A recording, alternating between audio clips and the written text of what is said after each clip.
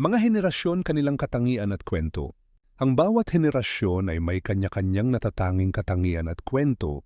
Ang panahon kung kailan ipinanganak ang isang tao ay may malaking epekto sa kanilang pananaw, kaugalian at mga pinahahalagahan. Sa artikulong ito, titingnan natin ang iba't ibang henerasyon, ang mga kaganapang humubog sa kanila, at kung paano nila binago ang mundo.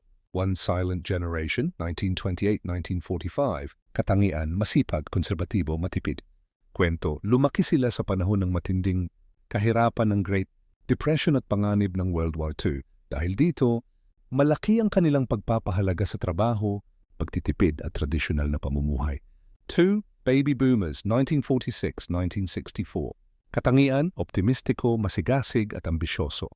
Kwento, sila ang produkto ng pagbangon ng ekonomiya. Matapos ang World War II, lumaki sila sa panahon ng pag-usbong ng civil rights, movement at Cold War. Nagsimula rin dito ang pagpapahalaga sa edukasyon at karera. 3. Generation X, 1965-1980. Katangian, independent, adaptable at may pagkarebelde. Kwento, lumaki sa panahon ng pagsisimula ng modernong teknolohiya. Sanay sila sa pagiging mapag-isa dahil marami sa kanila ang mula sa mga pamilyang nagtatrabaho ang parehong magulang. Nasaksihan din nila ang pagbagsak ng Berlin Wall at pagtatapos ng Cold War. 4. Millennials, 1981-1996. Katangian, mahilig sa teknolohiya, socially conscious at adventurous. Kwento, nabuhay sila sa panahon ng mabilis na pag-unlad ng internet, mobile phones at social media. Sila rin ang henerasyon na dumaan sa global recession at 9/11 na nagbigay diin sa kahalagahan ng pag-a-adjust sa pagbabago. 5. Generation Z, 1997-2012. Katangian, digital natives bukas sa pagkakaiba-iba at entrepreneurial. Kwento, lumaki sila na may access sa smartphones at social media. Sanay sila sa mabilis na pagbabago ng teknolohiya at mga issue tulad ng climate change at globalization. Sila rin ang aktibo sa pagsulong ng social justice. 6. Generation Alpha, 2013-25.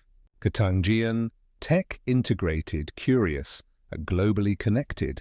Kwento, ang henerasyong ito ay ipinanganak sa panahon ng advanced na teknolohiya tulad ng AI at virtual reality. Lumalaki sila na halos bahagi na ng kanilang buhay ang mga smart devices at automation. Konklusyon, ang bawat henerasyon ay may mahalagang papel sa paghubog ng ating lipunan.